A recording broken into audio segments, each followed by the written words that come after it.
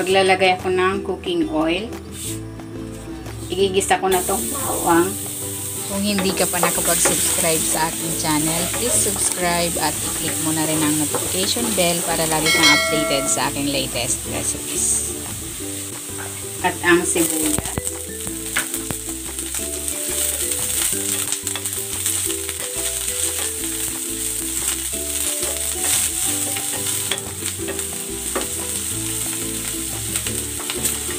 Magtatabi ako ng pang-toppings.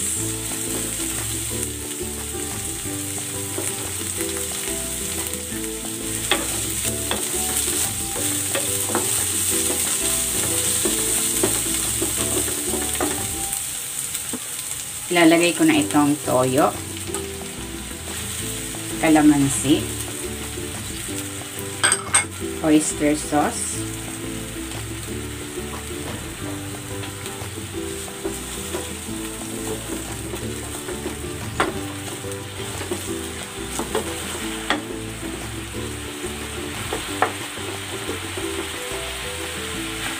at maglalagay ako ng tubig.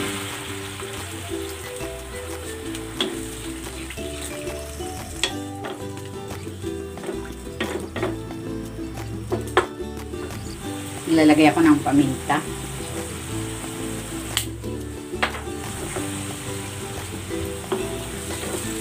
At para magtiken ng bahagya yung ating sauce, maglalagay ako ng cornstarch na tinunaw sa tubig.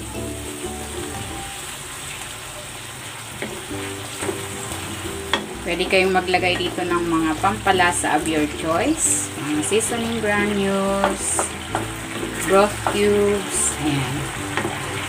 Ayan, nagtiken na yung ating sauce. Ilalagay ko na itong itlog.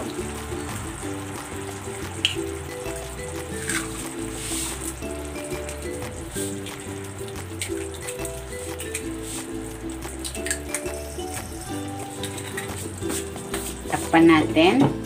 Ayan, i-simmer natin yan hanggang sa maluto yung itlog.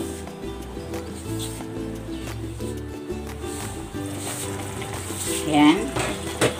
Luto na yung egg. Ilalagay ko na dito yung tinabi nating sibuyas.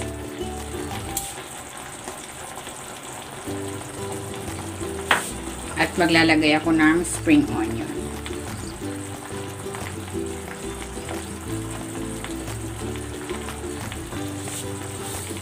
Ayan, luto na itong ating egg in biscuit sauce. Hanguin na natin ito.